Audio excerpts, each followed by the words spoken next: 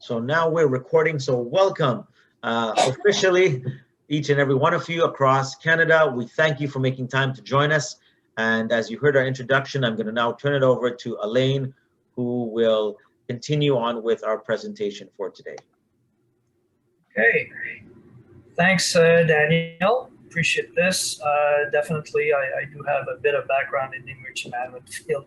Been about 30 years in this industry, this field of service. I've been an Adventist for 35 years, I think, something like that. And then, really proud to be able to serve with the ADRA Canada, on this training. So, and I'm happy to see that we've got people just right across the country, from we have some from New Brunswick all the way to BC. That's great to have. We're happy to have you there.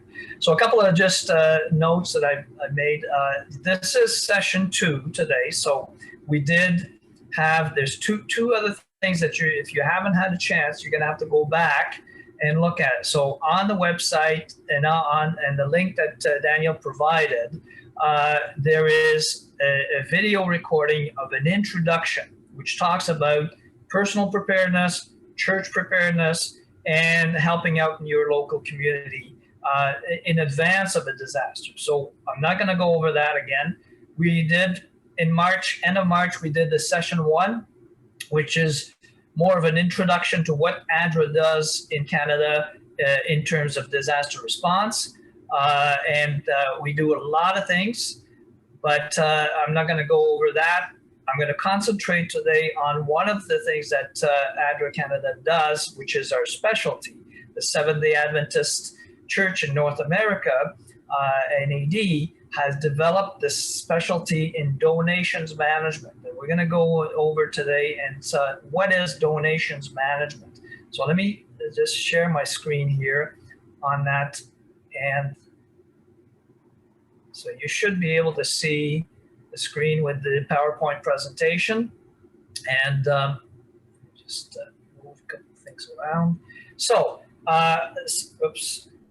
So donation management is the topic that we're going to go into today. We do a lot of other things. We do all sorts of other work, in disaster response, working with governments, working with municipalities, working with other agencies. But I'm not going to go into that. That we touched on that in the first session, and we go into more details in the advanced level of training. But you want to understand why donation management, what it is, and why we're doing it. So it's part of the response, and I'm going to talk to you about some of the protocols and procedures that we follow in responding to emergencies. All right. So the first thing that we do is that when there's a disaster, people are going to be going to their closet. They're going to pick up every clothing piece that they haven't worn in the last 5 years, and they're going to put it in a plastic bag, and they're going to send it out. They're going to send it to, or they're going to come in and drop it off at a church, a fire hall, a community center, wherever they think people are going to be using it. And that's very nice. People want to donate. They want to give things. They think they're helping. The reality is that at the other end, we end up with tons and tons of plastic bags full of stuff that we don't know what it is, and somebody has to take care of that. And typically, the government doesn't have time to do that. The government who coordinates, whether it's local, provincial, or national, the government level that coordinates the response does not have time to start to go through these plastic bags and look at what's in there. So government turns to other agencies for help, and that's where ADRA and actually NAD in the States developed this specialty. So the first thing is, the first thing we do is collection. So we create collection centers, a place where people can come and donate and give their goods, the donation, so that they don't overwhelm any kind of place such as a church or fire hall. It could be, we could happen to be organizing our collection center in a church or a fire hall or community center, but we want to make sure that it's coordinated, it's orderly, it's done in a way that is managed and it's manageable. So that's where we come in. We create these collection centers in cooperation with local governments, and then we bring in those donations, and we capture them, take them, and then we send them from a collection site to a warehouse. So that's the first one. The second part is the warehouse.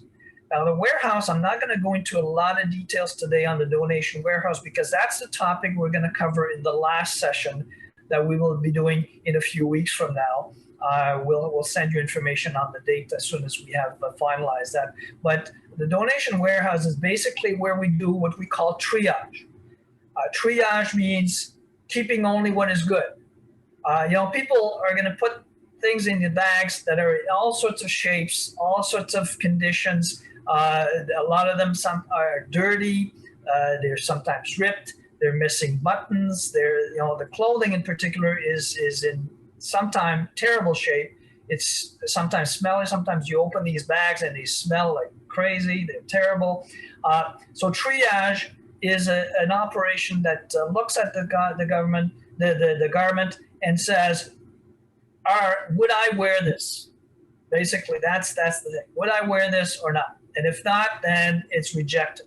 Now, right away, we're not throwing away everything. We usually try to recycle. And there is fiber recycling plants now that exist. And so we try to work with fiber recycling plant to try to recycle what is not good to wear, but it's still a resource that we can use. So we triage it, and the sorting is to put it in categories of donations, the types of donations that we get, and the size. Now, I'm talking mostly of clothing because that's the biggest part of what we do. But we also get furniture, we get bicycles, we get kitchenware, you name it. Anything that's possible, people will donate, and so we do sort that as well. But the bulk of the work that we do is related to garments, and we need to categorize that by sizes, category, is it men's clothing, women's clothing, children, infants, or other. And then the packing is we don't want to just send it out. We fold it, we put it in bags, and we package them in boxes. Once it's all neat, all organized, then we keep them until people, I'll go into that in a minute, but we keep them until people are ready to use them. And then shipping is to transport to distribution centers or other warehouses, depending on where we get this from. Because the idea is that we could be getting things for Alberta, for example, we could be picking up and collecting them in Toronto and then sending them out. So it's not necessarily when we have a large-scale situation, we could be all over the country doing collection and warehousing and all that operation, depending on the size and the magnitude of the disaster that we're dealing with. So that's all I'm going to say right now about the donation warehouse. We'll go into more details next time. And then the last part is the distribution. So once we've received it, we've collected it, we've sorted it, triaged it, packaged it, then we ship it to a distribution center, and that's where we actually give it to the people who need it. So that's where the people that have been affected by an emergency will be receiving. By the way, we used to call these people victims, but we changed that. They're not victims. We call them survivors. So the survivors are people that have needs, and we are there to help them through their needs. So we established distribution centers to be able to give those donated goods in good condition to survivors. So the distribution is usually in pre-established locations, if possible, but sometimes, and we often use our churches as a distribution center, but not necessarily. Depending on where local governments will want to have it, we can have it, somewhere where they designate where it's going to go. We often work in collaboration with local agencies. So, for example, Salvation Army has a lot of thrift stores all over the country. So they may be able to do the distribution. We just provide them with the goods, the sorted goods, and they like that. St. Vincent de Paul is another agency that does that, but there's also other thrift stores. We used to work also with Goodwill. Unfortunately, Goodwill has shut down, but there are others, and you should, in your community, you probably know where there are thrift stores or places for recycled goods that could work with you. Occasionally, we will work from a mobile trailer in a parking lot. If there is no thrift store there, or if the community has been so widely devastated that there is nothing left standing, we will bring trailers and we will do the distribution from trailers. That's another possibility. So that's the whole system. So let me go through, quickly a graphic here. So individuals are going to pick up goods. They're going to, go to their closet, go to their, their garage or whatever, and they're going to pick up stuff and they're going to bring it to a collection center. And there could be a lot of different collection centers in a lot of places. Once that is collected, we set up the collection centers, or we work with the community to set up collection centers. It is all sent to a donation warehouse. And at the donation warehouse, that's where the triage and sorting happens. And by the way, we occasionally get also companies and corporations that will give donuts. So we have had sometimes a whole truck, an 18-wheeler comes in and says, we've got some clothing, or we've got some good. And usually when they send stuff, it's stuff which is brand new, it's in good condition. We've had truckloads of shoes, we've had truckloads of undergarments, all sorts of things like that we've received from corporations. We'll take them, but we'll take them, instead of taking them at the collection center and then having to re-transport it, we send those corporations or company directly to the donation warehouse, where it can be kept and maintained and sorted again, in the right sizes and locations. So we work with corporations, companies, and we're in the process of trying to develop relationships with some of those companies for some of the goods that we can't take used goods. So for example, undergarments, we do not take used undergarments. Shoes, we cannot take, for health reasons, sanitation reason, we cannot take those. So we want to work with corporations and companies that provide these goods so that we can have that ready for distribution. So donation warehouse is really the central part, and then it's sent from the donation warehouse to a number of distribution centers. Like I say, thrift stores or other, it could be a distribution center set up in your own church. And it goes to survivors. Survivors show up and they say, I need this, I need that, and then we give it to them. Or Salvation Army or St. Vincent de Paul or others will give it to them.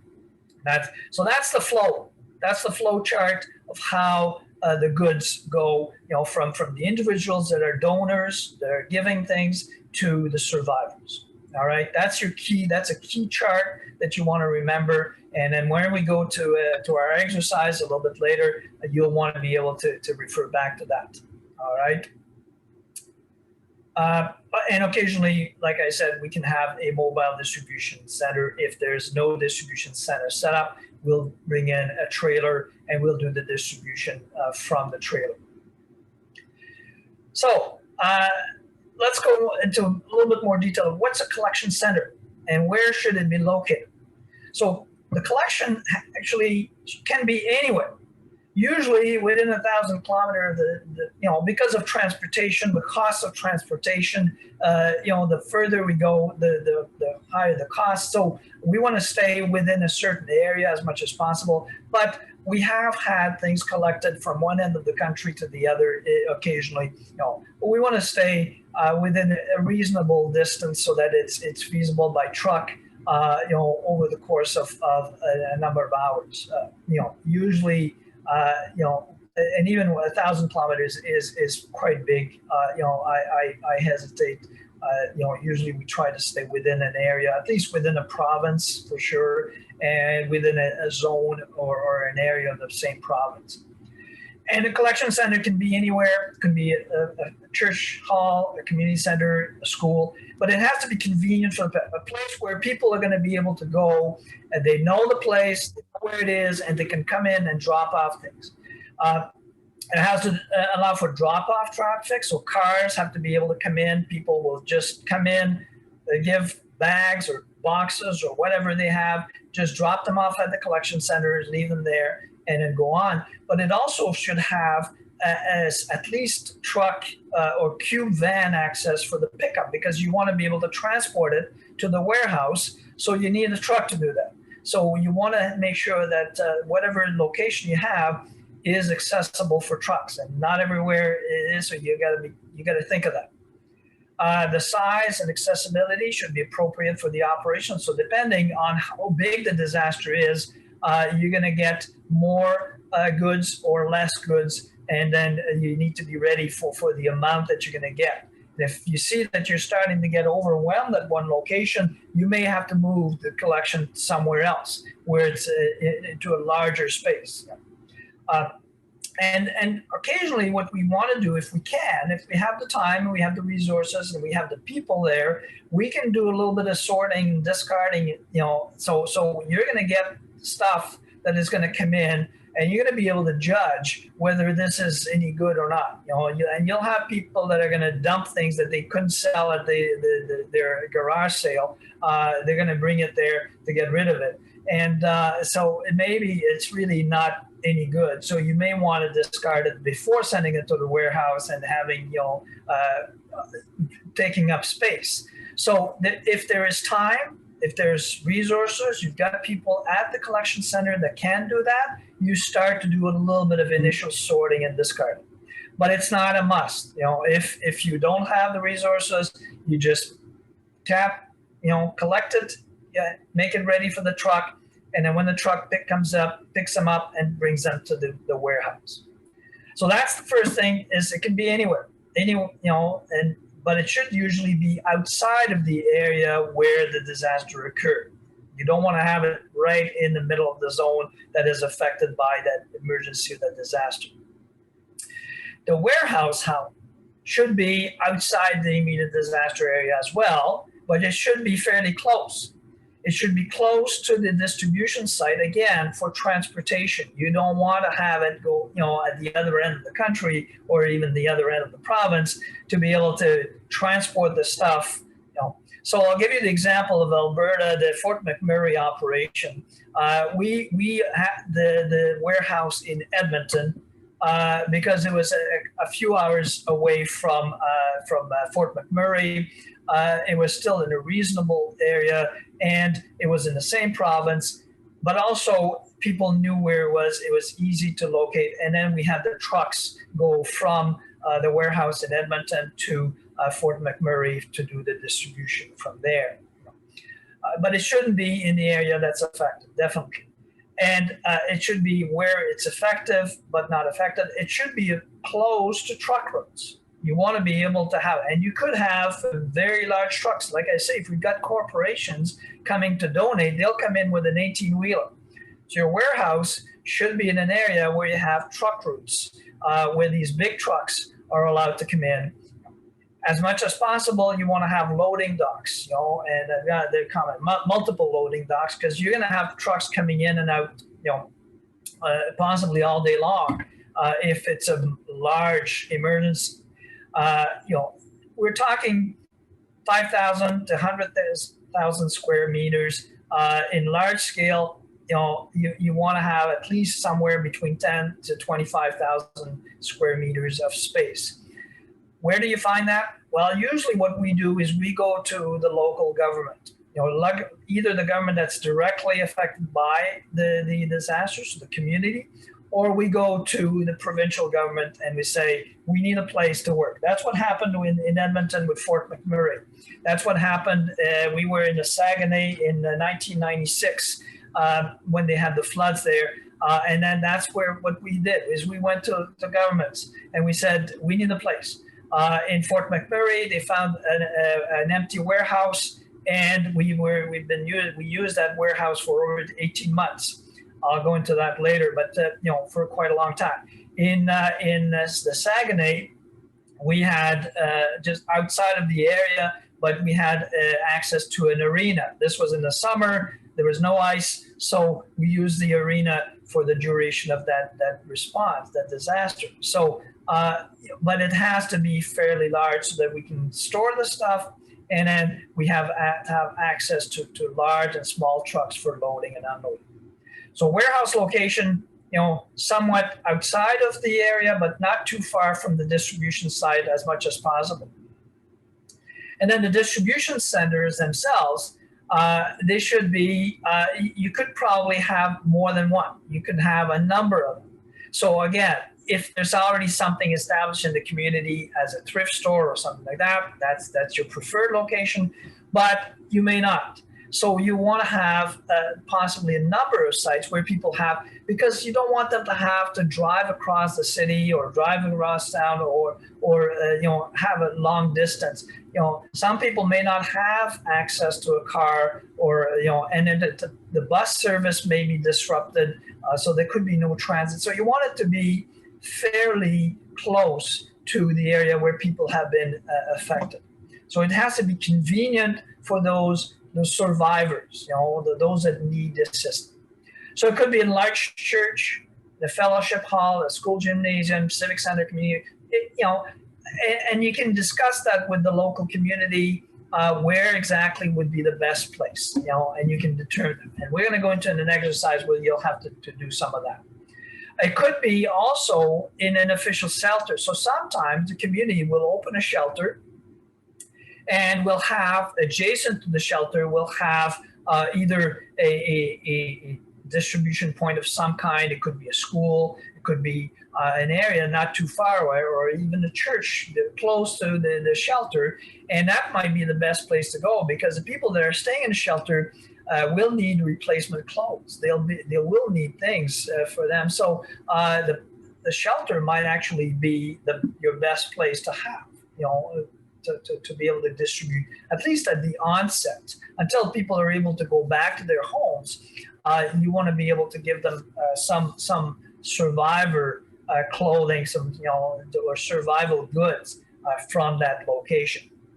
So that's the idea. You should have a large parking lot, because you may have a lot of people coming in all at the same time, and then you're going to have some certain hours. We'll go into that in a minute. But and then if possible, here's a note. Okay, you want to have the truck access, if possible, unloading on the opposite side of the building from where the survivors enter, because we've had situations where the truck arrives and the survivors are lined up there trying to go and get some, and they see the truck and they rush for the truck. And you don't want that to happen, because you want to be able to have an orderly and distribute. You don't want people to start looking into boxes and all that. The way the distribution is done is usually it's done that you have a counter, people go and ask, say, I need a clothing at this size, this, and then you bring them some option, and you show them, the volunteers go in the boxes, they know exactly where that particular size of clothing is, that particular size of garment, and they will bring them a few things to choose from, and the people will choose from that. You don't want people going to go, because that will cause chaos if they are all looking into boxes by themselves. You don't want that. You want to stay away from that. So if possible, you want to have the access for the trucks on the opposite side of the building where the survivors enter. Or if that's not possible, you want to have the trucks arrive at hours where the survivors are not there. All right. So you want to have certain hours for the management of the center, where the trucks arrive, the goods are unloaded, they're positioned, they're set up, and then you open for the public, for the survivors to come in and be assisted at different hours. Occasionally, like I said, we may have mobile distribution. This is an example of, this is actually the Adventist Community Center from this in the States. I think it was the one from Texas. And then they brought the trailer And we have a few of them. We don't have that big of a trailer in Canada, but we do have, and we're going to gradually build up our stock, and eventually we will have things like that as well if necessary, so that people can line up. There's a counter, just, you can't see it, but there's a counter just outside of that truck. People come in, they place their order, and then you've got volunteers going inside the truck to pick up the goods and bringing them out to the people. You don't want the people, again, to go inside the truck and start to seek stuff there. Occasionally, the picture at the bottom here is a picture where you actually have, when there is no possibility of opening up the center, or if it's difficult for people to line up, or people arriving in cars. This is a drive-through. So people come in from one side, they stop their cars, they ask for goods, and then the volunteers just pick up those goods from various shelves and tables and all that, and they just load the car. They just load up the car, and then once the car is loaded up, it drives away. That's a possibility. That's a drive-through unit, drive-through operation. Depending on what resources you have, depending on the needs, depending on the volumes, you may have that. So one of the things is that, again, it's we may have prepackaged items, and then they may be handed out until we're able to open a fixed distribution center. So you may have a package that has a set of garments with a shirt, a pair of pants, and some undergarments, all packaged into one package, ready to go. And here you go. What size are you? There we go. That's the size. It's all fit. So we do, if we have the time, we do prepare those so that it's easier to distribute at a mobile distribution. You don't have room for tons and tons of boxes, unless you're having that kind of drive-through operation, which gives you room for a larger operation. So that's the possibility of a mobile distribution. Now, you need to think about shipping, all right? You need to arrange for trucking before you start collecting. You need to think about the trucking at all times throughout the operation. You need to know that usually there is no funding available to pay for shipping. If we can, we try to look for a business or a trucker that's willing to donate the trip. Often what we find is that they'll say, I'll get my truck, I'll drive through, just pay for my gas, and we can do that. And usually we coordinate with local agencies, with governments, or even with the local conference before the truck leaves. Some conferences have trucks, they have cube vans or other trucks that we can use, but usually we try, when you get large quantities, we try to make arrangements with local trucking companies, for this kind of shipping. But again, we need to plan the trucking routes, particularly if it's going to be long distances. You need to know, where are they going to come from, where are they going to leave, are there truck routes and all that. And then you need to coordinate between the facilities. So things are going to go from the collection center to the warehouse. That's one trucking. You need to coordinate. At what time are they getting there? What time are they picking up? What time are they dropping off at the warehouse? Then a warehouse to the distribution center. Again, same thing. What time are they picking up at the warehouse, distributing? What time are they going to get to the distribution center? And if you want to be able to schedule an hours of operation. And if possible, you want to stay away from the big traffic hours. So time, the rush hour, what we call the rush hour. If you have some in your community, your area, you want to plan your hours of operations, your hours of trucking, so that they're outside of the rush hours, so that it doesn't have an impact. It has minimal impact on the traffic as much as possible. Okay, your coordination, particularly in a disaster. There may be additional risk and problems related to traffic because of that. So the shipping aspect is something you need to think about.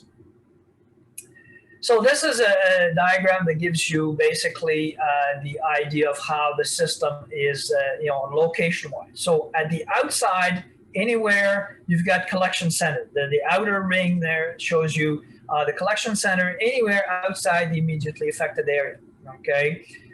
The donation warehouse should be just outside the immediately affected area, but within reasonable distance, so a little closer than the collection center. And a distribution center should be easily accessible, if possible, walking distance to the survivors. That's the idea. So anywhere but has a collection center, anywhere but public access. Donation warehouse, actually, the public doesn't go to the donation warehouse, okay? You want to have the public stay away. We don't usually disclose where the warehouse is located. We don't want to have the public show up and start to want to receive things. We're going to send them to distribution centers.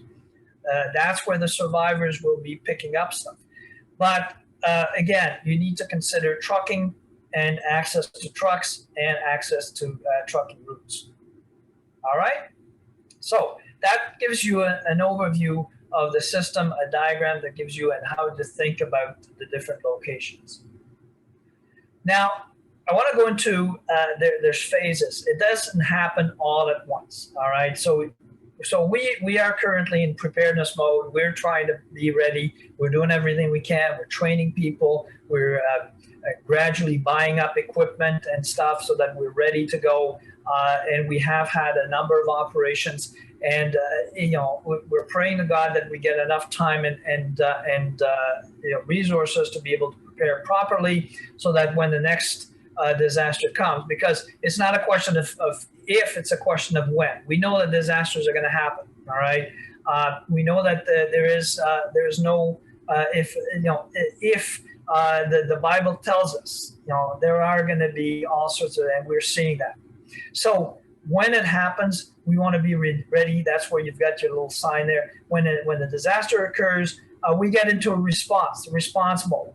Response mode, is usually a short duration, and then we get into a recovery, trying to get back to somewhat normal, or some say a new normal, but something where survivors are going to be able to at least go back to a somewhat normal state of life. So that's the curve. So things go really terrible during the response phase. There's a lot of things for survivors. The green line is for the survivors. Their situation is pretty dramatic. It falls, and then gradually they recover and they get back to somewhat where they were before. So where do we fit in? So after in the response phase, all the efforts there are to supply life-sustaining needs. So we want to make sure that people are equipped to survive. And usually that's up to about 10 days after disaster, but it could be longer. If you've got a forest fire, continued flooding, the Ottawa River, we were involved, a few years ago, 2018, I think, in 2018, and that actually lasted months. It wasn't just 10 days; it was months of disaster because it kept flooding. The flood wasn't getting away. So, but usually most events, the event happens, and then we go into remote response phase. We help people to survive in various ways. So that's where in the response phase, we will have essential goods. We usually put together what we call comfort kits, which are cleaning supplies, soap, shampoo, toothpaste, toothbrushes, things like that, just so that you have your essential, and it's mostly survival. And we try to get that from donations. We try to get them from corporate donation, working with soap companies and other to be able to have those goods. Then we get into the recovery phase, and that's to assist survivors in returning to acceptable living conditions. So again, the term is they may not be able to get back to normal or to what they were before, but to acceptable is the term that we use. There's two parts to that. There's a short term, early recovery, which is the first few weeks, and there we concentrate on helping them with possibly cleaning materials, refurbishing, and then long-term recovery is now it could be building materials to be able to rebuild their homes and then furniture and things like that to be able to get back to somewhat acceptable living conditions. So that's the two main phases: the emergency response phase and the recovery phase. All right. And so the goods that we receive and the goods that we give may be different at different phases. All right. That's the idea. So in the emergency response phase, distribution centers may begin only if we have stock from previous emergencies. So we do keep some stuff when we can, where we can, from a previous emergency. Not everything is given away. For one thing, not everybody wants, and we often have more stuff than what we actually can distribute. So if we have existing stock, we will use that at distribution centers immediately. Collection centers can start immediately. We can open collection centers again. If you have a local church that's really ready to go and start to pick up stuff, we can start immediately. A donation warehouse, we'll go into that the next session, but it takes a little longer to set up. It's a little more complex, a little more complicated. You want to have a warehouse that is well set up, well organized, well structured, so it can take 72 to 96 hours after an event before the warehouse is ready to open. So you may have to keep things at the collection center for a while. We're talking 3 to 4 days. The distribution center itself, if there's no previous stock, if we're starting from scratch, then it's going to have to open after the warehouse. So once the warehouse has started to operate and is starting to sort things and then it's going to start to ship goods to the distribution center. But it's going to take a while. Again, you don't want to have the distribution open with nothing to give. So that's really the sequence, if you want, of how things are going to happen in the response phase. In the recovery phase, the collection centers may not continue. We'll find, and I'll go into that in a minute, but we'll find that people will donate while it's still fresh. It's in the news. So it's in the news, they hear about it, and they want to go donate. So it's immediate, and it's usually, most collection centers will stop receiving stuff after 7 to 10 days because people really don't need it. So we might send a few like corporate donations and things like that. We send them directly to donation warehouse. We may open a section of our donation warehouse as a collection center after a while. Usually the donation warehouse, we try to close, about 3 to 6 months, and we transition to recovery. But in the case of Edmonton, for example, during Fort McMurray, we were open for 18 months. So, it's not a given that it's going to be 3. It depends on the amount of goods, the amount of people, and it depends on how fast people can get back to their homes. It depends on the disaster and emergency. People can get back right away, start doing cleanup. It's okay. But in the case of Fort McMurray, a lot of homes burned down completely. People had no homes to go back to. So what do you do then? So we hold on to the goods at a donation warehouse for a while, and then we work with government to try to subsidize and fund the cost of the warehouse operation for a longer term.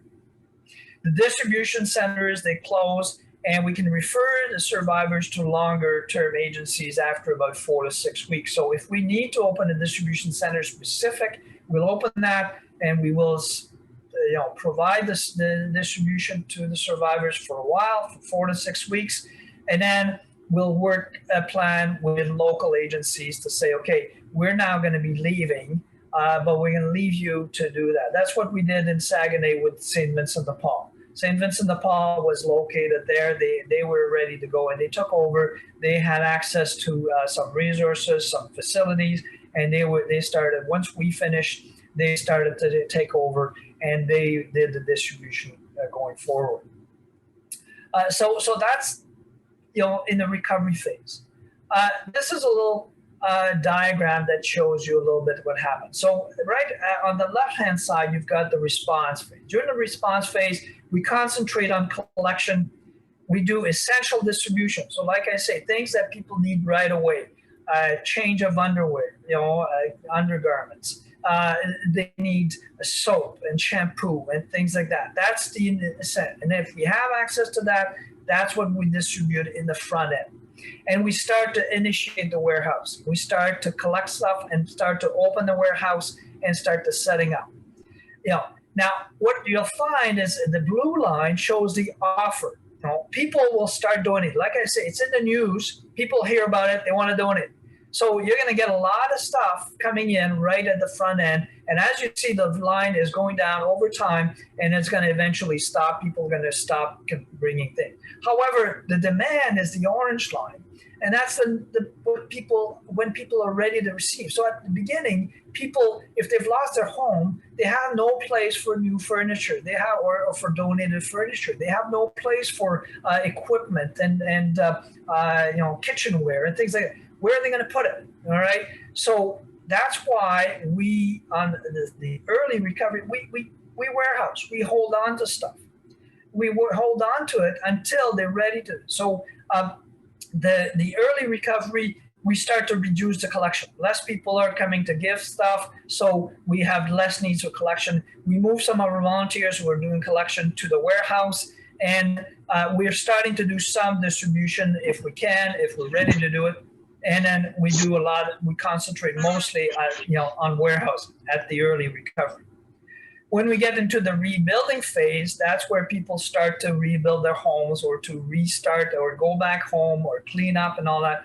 We usually close collection by then. There's almost nothing left to receive. We will, if people want to donate, we'll send them to the warehouse to donate from there. And we start organizing a little bit more systematically the distribution, because now people are starting to show up and say, hey, I need something. I need cleaning stuff. I need cleaning supplies. I need this. I need that. And we maintain the warehouse. And that can be, the rebuilding can actually be a very long period of time. At the return phase, when people are returning home, they're ready to go back to their sort of normal life, then we have no collection. We have extensive distribution. That's where the bulk of the distribution will happen. And eventually we get to a point where we're able to close the warehouse. So in-kind donation will change and will vary as we move in time. And those curves are essential to understand, because they will give you the why we do things. People ask you, why are you needing a warehouse? Why are you doing this? Why are you doing that? Or why are you closing the collection? You have the answer here right in that chart. All right, this is a critical chart for you to go to and to understand, because things are not static. Things will change over the course of a disaster. All right, so we don't work in isolation. We mentioned that in the last session, but we work in different agencies. But there are different agencies involved at each phase. So in the emergency phase, in the response phase, the emergency management, of course, is very busy. Fire and police, they'll do the first life safety, EMS, the paramedics. The public utilities may be affected, your gas and electricity and things like that. You'll find that very often the Red Cross is on site. They'll open the shelters. They'll manage that. Salvation Army is usually there to provide feeding. That's their specialty. They have the canteens. They'll feed people. St. John Ambulance will provide first aid and emergency medical care. The SPCA, we need to remember, and by the way, we do get dog food and animal food and things as donations as well. So the SPCA is an agency we work with, because somebody has to take care of the animals, right? Pets. In particular, but also sometimes we even have to think about who takes care of farm animals, and depending on where we're located. And then we are there, providing immediate clothing from existing stock. So those are the emergency response phase. In the recovery phase, then we deal more, again, with the cleaning up and rebuild. And then that's where we do the bulk of our work in the recovery phase, in-kind donation management, and the crisis care. By the way, we're not going to go into detail on that, but we did mention that we do the emotional and spiritual support comes in, and it usually comes in the recovery phase, because that's when people start to get the trauma and they start to feel it. In the emergency phase, they're just running around. People are usually just wanting to get to survive. So they're not worried about their mental health or their emotional health at that point. They just want to survive. However, in the recovery phase, that's when they've had time to realize, hey, this is a pretty serious situation. I've been affected, and they start to have more mental health or emotional health. And then that's where our crisis care program comes in. And we'll talk more about that in other sessions, but we did touch on it at the last one. Agencies that will be coming in to help are agencies like World Renew, which deals a lot with the cleanup, but they're also there for the spiritual care. Mennonite disasters, these people are actually very good builders. The Mennonites have the best carpenters in the world. They will rebuild anything. They're just fantastic. Yeah, Focus Humanitarian will provide other kind of support, coordinate with agencies. Samaritan's Purse is also great at cleanup and repair. Rubicon team can do all sorts of work. And then there's a few others in there that I may have forgotten, but really that's where all of your cleanup and repair and rebuilding agencies will come in. But we're there because we are doing the in-kind donation management, which nobody else does. All right, and it could be others. And so often, these are some of the more national groups that we work with, but there could be some local agencies, that are going to come in and want to help, and we're ready to work with them as well. Our response. So a little bit of how the response happens. How are we doing for time? It's got it down as noon. Okay, we're doing good. It's noon in my time. I'm in Brampton, just besides Toronto, so that's Ontario. So the provincial coordination will come through the conference. So we don't work. ADRA doesn't just show up and say, "Here we are." We'll take over. We work with the province. We work with the conferences, and the conferences really have a lot of the decision making related to how things are going to happen in their provinces. And we are working to enhance working with the conferences to make sure that the structure is there to be able to do that in case of a disaster in each conference. So we've started to work with the conference boards and helping them in creating and identifying people in each conference that are going to be our key communication point of communication, so that ADRA can work with them. The initiation is often done by a local church, because emergencies are local. They start locally and they continue local. So it could be through the pastor or a church DER coordinator. We want to have disaster and emergency response coordinators in every church in the country. That's the goal. We're not there yet, but we're working on it. We do want to have that. And so if you're in your church and you're interested in taking that role, we will have more information on doing that.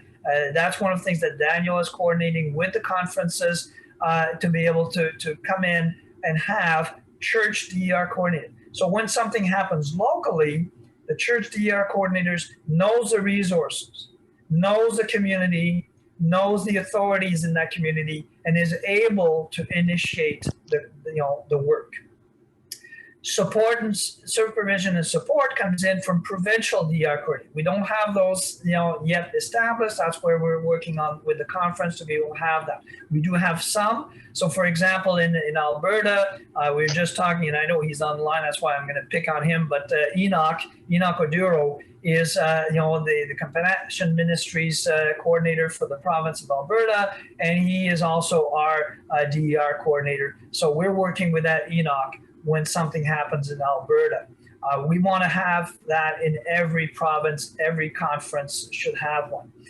And then there's a national coordination through the ADRA Canada DER, where Daniel and I in particular, but also the whole team of ADRA Canada behind us, will be able to help coordinating and working, and we will support and possibly supervise, and we may even be on site depending on the situation, on the scale of the situation, to be able to help you through the situation at that point. And then it could be remote deployment. So even though you're trained and mostly to start working with your local church, and the training here is to try to equip you so that you can start to work locally, the idea is that we want to have people that are able to be deployed depending on the needs, local resources. We may, at some point, once you've gone through the whole training program, we want to be able to send you to other locations if possible. If you're available and you're willing to do that, then once you've had that training, we will be able to send you from one place to another, from one province to another. We're going to try to keep you within the same province because, of course, there's cost to that. But if we need people that haven't received the training, we may send you to other provinces, all across the country, depending on the disasters and the magnitude and how much local resources are available. So that's our response. Local response, again, every emergency and disaster begins and ends as a local incident. So once can I ask, we've got people that are online that haven't muted themselves and we're getting background noise. Could we have everybody on mute, please? Yeah, we're getting a lot of noise there. If somebody who has the mic on, if you could please turn it off. Thank you. So local response, because what happens is once the warehouse closes, once the distribution is finished, it doesn't mean that it's over. There's still people in that community that are going to be affected. That's where the crisis care program will come in. But also people may need to have clothing for a long time, and maybe the church keeps a certain amount of stock in order to be able to help the people they haven't been able to help at the beginning. So it starts and it ends as a local incident. And that includes ADRA Canada programs. Local governments will call upon provincial governments to assist if they need additional resources, and the province can appeal to the federal government. So it starts locally, moves up to the province, and then goes up to the federal government help. In general, federal government will provide funding, will provide money. They do not have resources to send out, which is different from the states, by the way. In the states, they have FEMA, which has teams of people that can be sent to a site very quickly. We don't have that in Canada. In Canada, again, the resources are locally or provincially at the most. The federal government is there to provide some funding for various types of operation.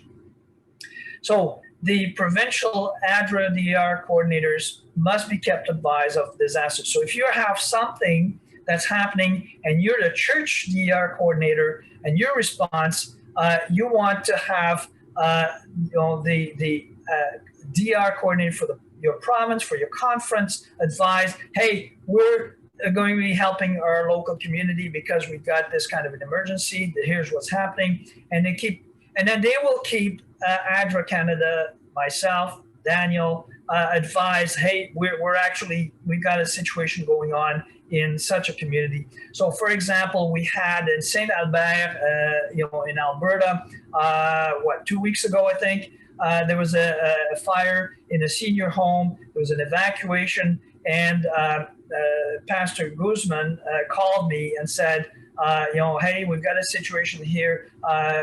We may need some help. And we talked with Enoch as well and tried to coordinate. And we did. In the end, the senior home didn't need any help. They said we were okay. We've got a local, and the local community was okay.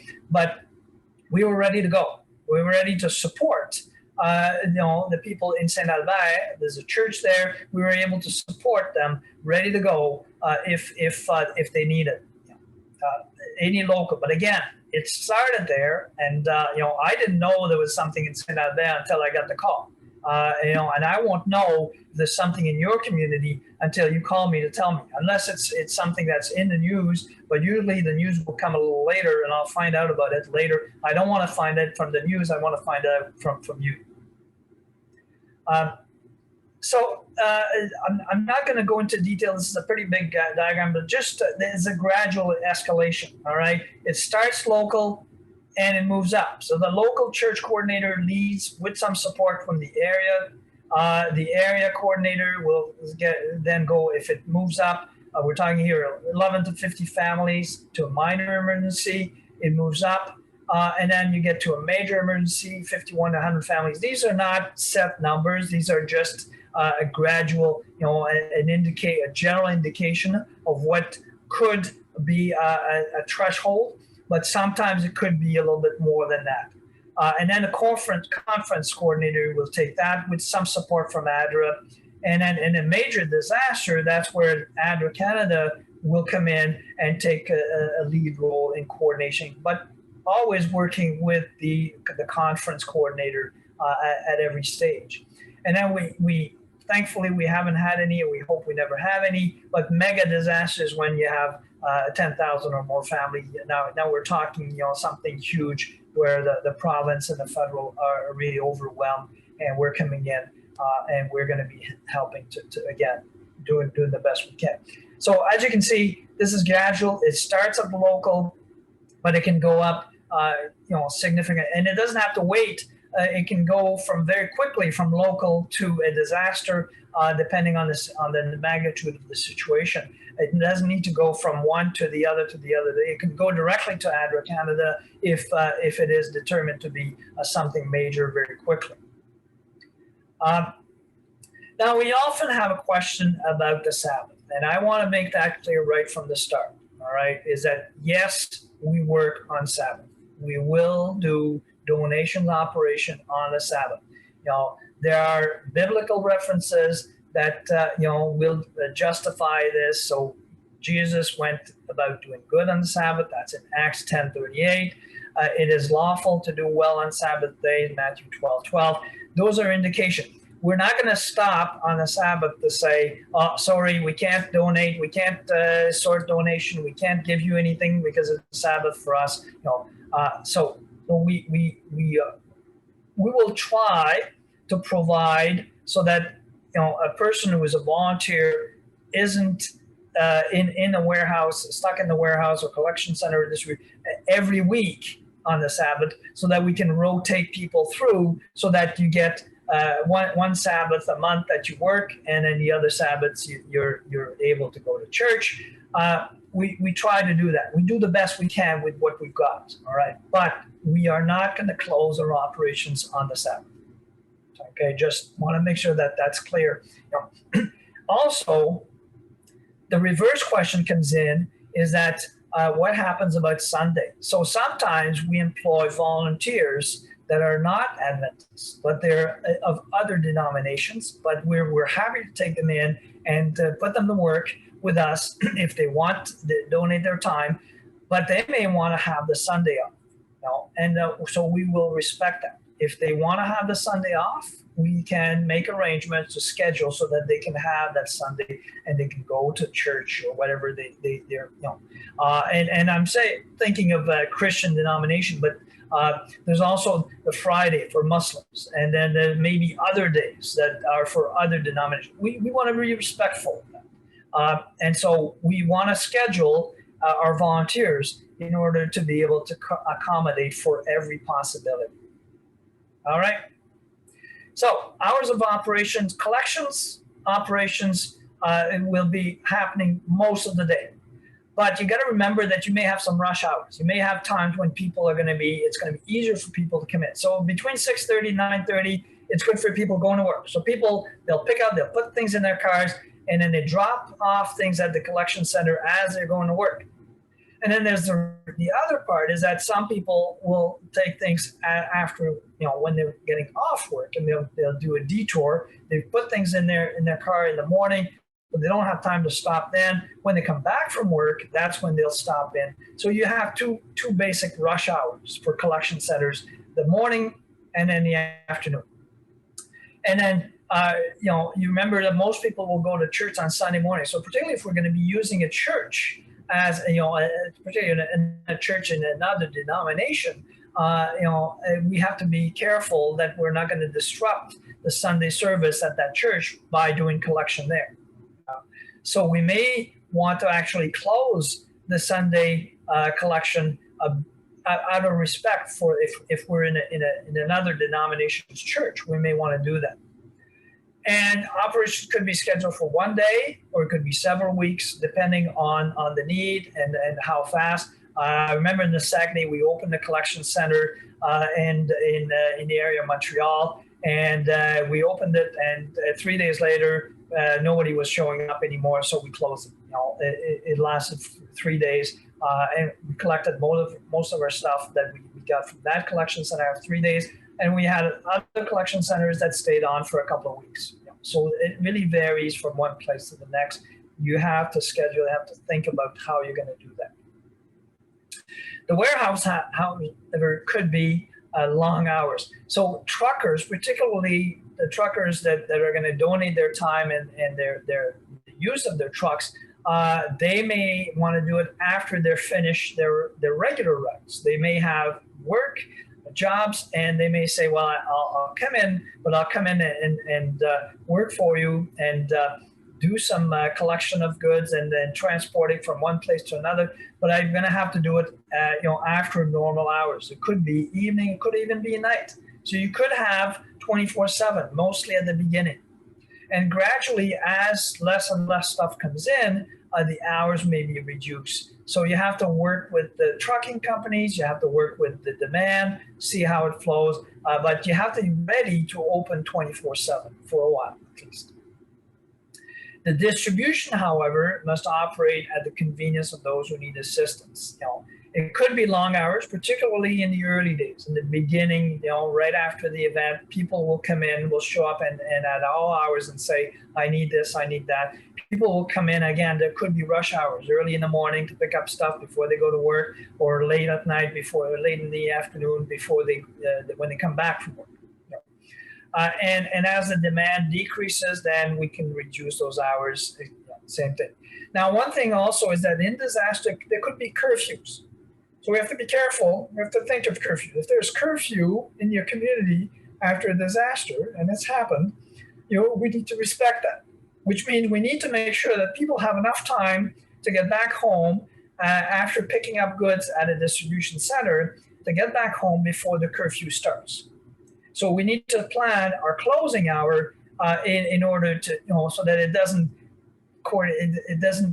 reach exactly the curfew time. So we need to be respectful of that again. Lots of little things to think about.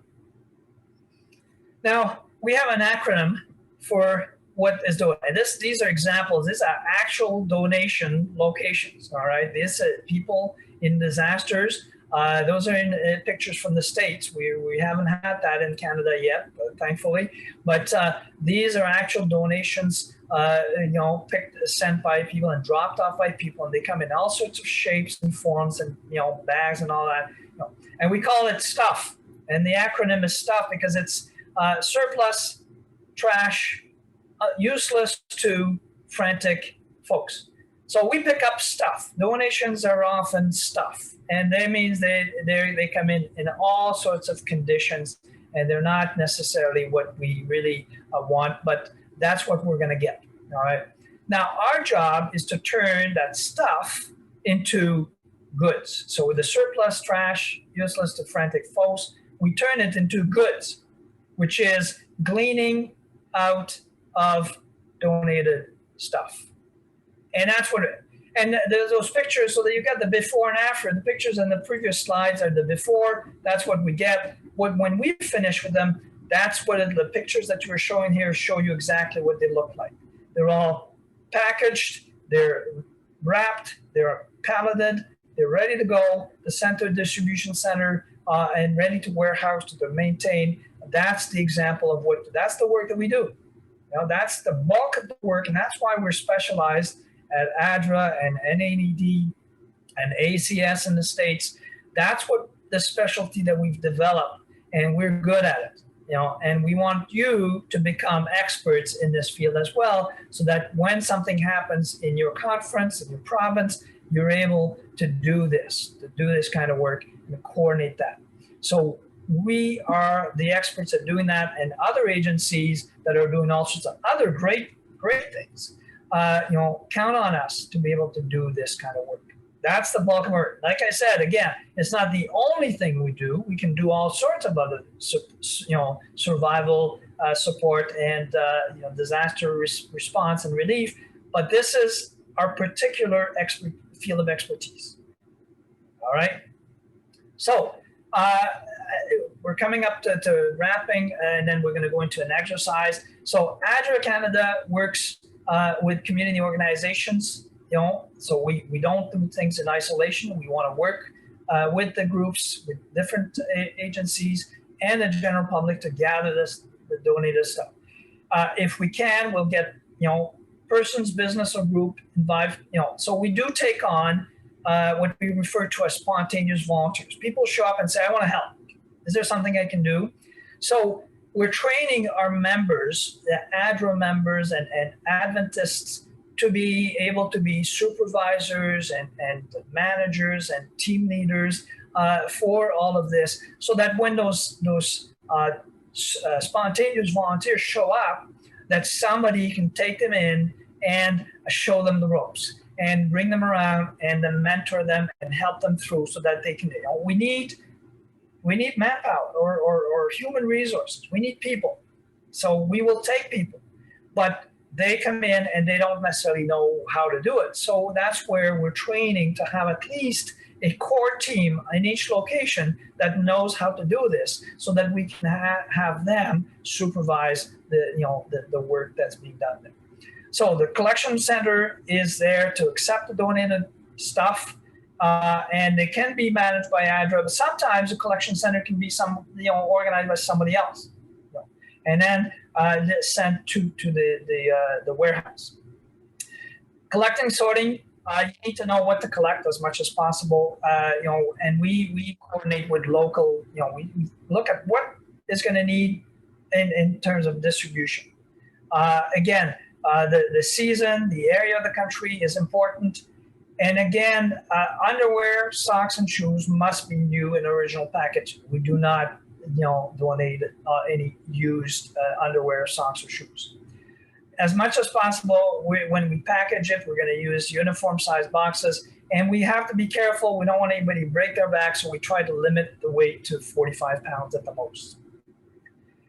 Again, we try to get people to send appropriate goods, depending on the season and the time of year and the location. But one thing we often recommend is what is the best donation people can make, and that's money. So we want people to actually resist from giving stuff and send money instead. And because money is easy to manipulate, easy to transfer, it can meet specific. The other thing is that people can buy stuff with the money, and it helps the local economy. If you've had a disaster in the local area, that economy is going to be affected. So if you have money, people go and buy at local stores, and that means the economy will start to be revived. I see we're coming down on time, so I'm going to just go quickly. So just if you want to donate, church members should donate through ADRA, so that we are able to continue to do the emergency response. And again, all donations are receipted and tax deductible. So we prefer that if you're going to give, you give to the Canadian Emergency Response instead of a specific event, so that we can use. Because one thing is that if you give to a specific event, that money must be used for that specific event. If we don't need the money, then we're stuck with money that stays in the banks, in the books, and doesn't go anywhere.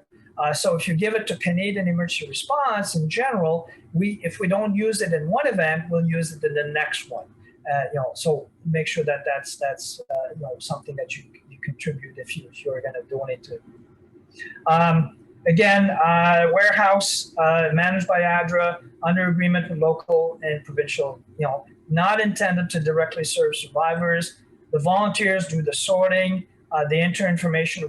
If you continue to work with us and you train on the management side, and the enhanced training will show you how to keep. We keep computerized database. We keep everything that's donated is kept in stock. We have records, and we can show. We need to be accountable. So we have the way. We have all sorts of systems. We'll go into that in the forums and all that. And then same thing with emergency distribution.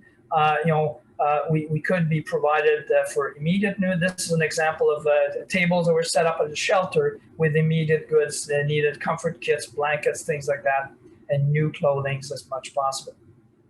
I'm not going to go through the incident management system. It's on there. If you want to see the slides, I will go into that at our next session, but I want to skip ahead so that we can go to the exercise. Just give me a minute here. I'm going to go through quickly here. And I want to go to the exercise. Just one thing. So usually we don't if we're going to send people, we're going to send what we call an advanced team. We're going to send a group of people that are going to go and evaluate the need. So we send a team leader with a public information officer, somebody that's going to make sure that our churches know what's going on. And if there's need for donations, there's need for money, they will be informing ADRA about that. They will work with ADRA on it. A liaison officer to work with the local community, donated goods specialist that knows how to coordinate the flow, a volunteers manager to coordinate those new volunteers that are coming in, and then possibly a safety security coordinator, communications coordinator, and information technology coordinator. I'm going quickly out of that, but we will go into more details into the next session and when we talk about IMS. So I want to do an exercise. So exercise Trillium. And we're using the Trillium map. I will switch over. I did have it available on the website. I think we have it, but if you don't, we will make it available. I will share it with you. So here's the situation. 3 days ago, the Trillium River in Trillium is a small town, about 10,000 people living there. And so the Trillium River on the northeast side of the town has been flooded. There's an evacuation. You'll see the map in a minute from the rail line to Pine Street between the river and William Street. Most of the area affected has serious to minimal damage, depending on how close they were to the river. About 70 homes were affected and about 300 people were affected and evacuated. Some people are housed at Friends Place. The senior home took in some older people, and a temporary shelter was set up at Trillium High School on Spruce Street. Just take a few notes of that so that you can go back to the map, because I'm going to put the map up. You'll have access to the map. I will share that in a minute so that you can know that. Donations are starting to come in all over the place, and people are dropping things off at Fire Hall, and it's causing issues for the firefighters. So the firefighters are saying, hey, this is clogging up our parking lot. We don't want to have this. Do something about it. So the community called on ADRA, called on the Adventist Church to do something about that. We're coming in, and we're going to do something about the donation. So your jobs, we're going to divide you in teams. Daniel is going to open some breakout rooms. You're going to be in teams. I think we're going to have about 5 teams, or maybe a bit less. I don't know how many people we've got online right now, but a few teams.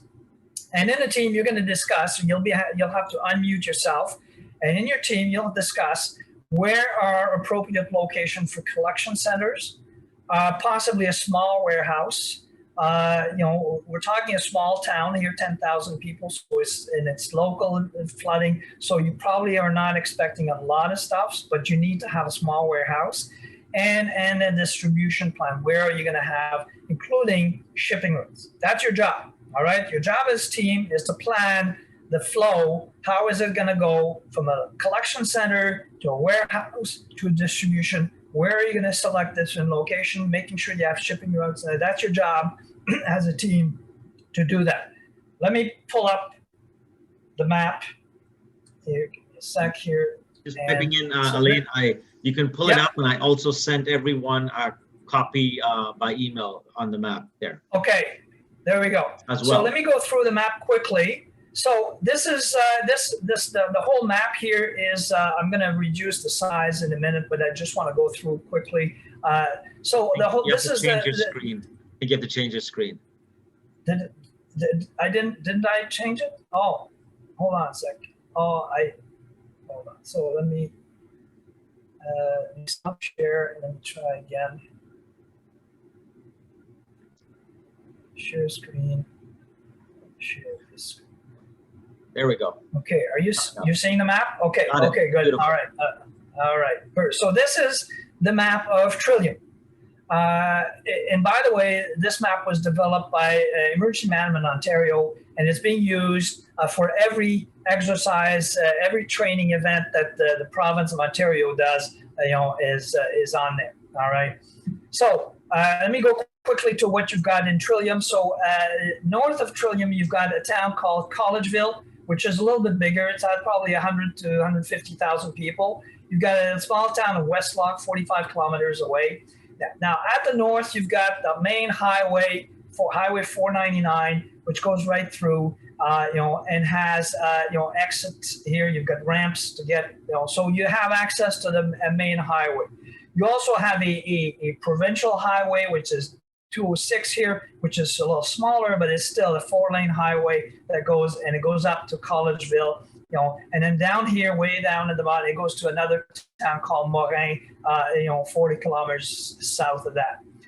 So in the north end, you've got the industrial sectors. You've got Ace Chemical, which has some pretty nasty stuff that occasionally is used when we have an exercise on hazardous goods. You've got a few other companies there that have major manufacturing. You've got a water treatment plant, which sometimes things can go wrong in there. You've got the fairgrounds. You've got a rail line, and sometimes you could have a derailment here that could cause, because it crosses a street. So it's happened at an intersection between a railway and a street that you can have accidents. So we use that for all sorts of exercises here. You have the public works yard is here. You have the water treatment plant over here. You have a small airport. Now, we're not talking big, it's a community of 10,000. It's so it's for Cessna planes, small planes. And then you have all sorts of typical, your Canadian Tire, your theater, school bus company, all of that. The little boxes, those are residentials. You've got the police station is over here. The fire hall is over here. And then you've got a bit of commercial. Typically, this is your Tim Hortons right across the police station. And then you've got PS is for public school. SS is for separate school, so the Catholic system. C is for commercial. And then you've got the post office here. You got a small hospital, not very big, but small. You got a bingo hall. Your streets are named here. And then you've got a recreation center right here. And you got your town hall. So that's where, the mayor and the council work from this area. However, if you remember, we said that the area flooded is from the rail line to Pine Street and from the river to William Street. So this whole area here is where the flooding happened. All right. That's where the evacuation is. The inn is not available because it's in the flood area. All right. You got a banquet hall, you got a library, you got some malls, you got some apartment buildings. There's a senior home. I forget where the senior home is, somewhere over. Oh yeah, here, the senior home. You've got high school. This is the high school where the shelter is set up. And then you've got, this is the water tower, public school, a supermarket, etc. A square mall, a mall, a co-op. And then at the south, you've got some farmlands. So your typical small town, over here. So you're going to use that map. I'm going to, reduce the size a little bit so that you can view the whole thing. So your job is to help Trillium by establishing a donation management system. Where would you put collection centers? Where would you put a warehouse? What would you choose for a warehouse? And where would you set up distribution centers? Remembering that the flooding area is in this northeast side of town. So we're going to give you about 15 minutes to do that in groups. And then we'll come back and do plenary and have a spokesperson for each group, a person that will actually share with the others what you selected as your choice for a workflow for this donation management system. So how do I set it? I send it back to you?